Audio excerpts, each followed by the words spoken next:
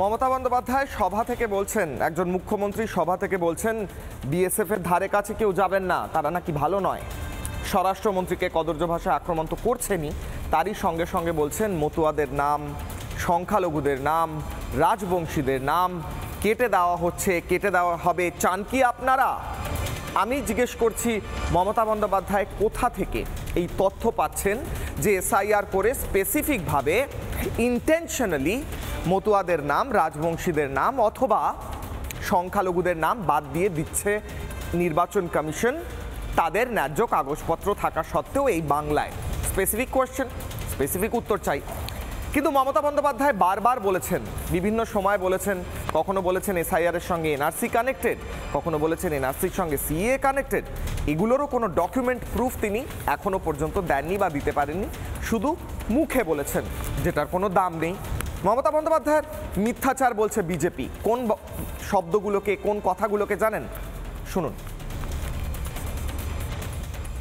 সারা ভারতবর্ষ থেকে 500টা টিম নিয়ে এসছে বিজেপি, বাড়ি বাড়ি সার্ভে করছে কার কার নাম বাদ দেওয়া যায়।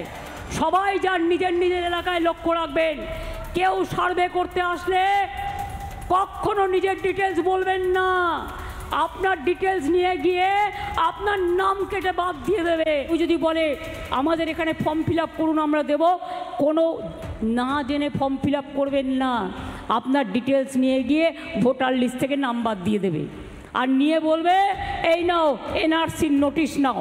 বাংলা থেকে কথা বলার জন্য বাংলা ভাষায়, রাজবংশী ভাষায়, কামতাপুরী ভাষায়, অন্য ভাষায় কেউ আপনাদের বাংলা থেকে বিতাড়িত করতে পারবে না।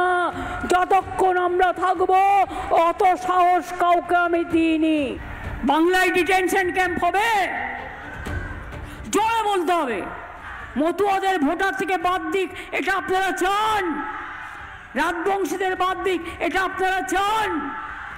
শান্তি চান? আমি শুধু এটুকু বলবো, এনআরসি বাংলায় হবে না, ডিটেনশন ক্যাম্প হবে না। ট্রান্সফরমেশন বলা হয়, পরিবর্তনটা দেখুন। প্রথমে মমতা বন্দ্যোপাধ্যায় বলছিলেন কেউ কোনো ফর্ম আনলে ফিল আপ করবেন না, ফর্মে আপনার তথ্য দেখে নাম বাদ দিয়ে দেবে। মমতা বন্দ্যোপাধ্যায় এখন বলছেন ফর্ম ফিল আপ করে হিয়ারিংয়ে চলে যান, নাহলে নাম বাদ দিয়ে দেবে, কিন্তু যাওয়ার আগে ক্যাম্পে আসুন, যা কাগজপত্র লাগবে আমরা করে দেবো। বাহ, পরিবর্তন তো হয়েছে বেশ।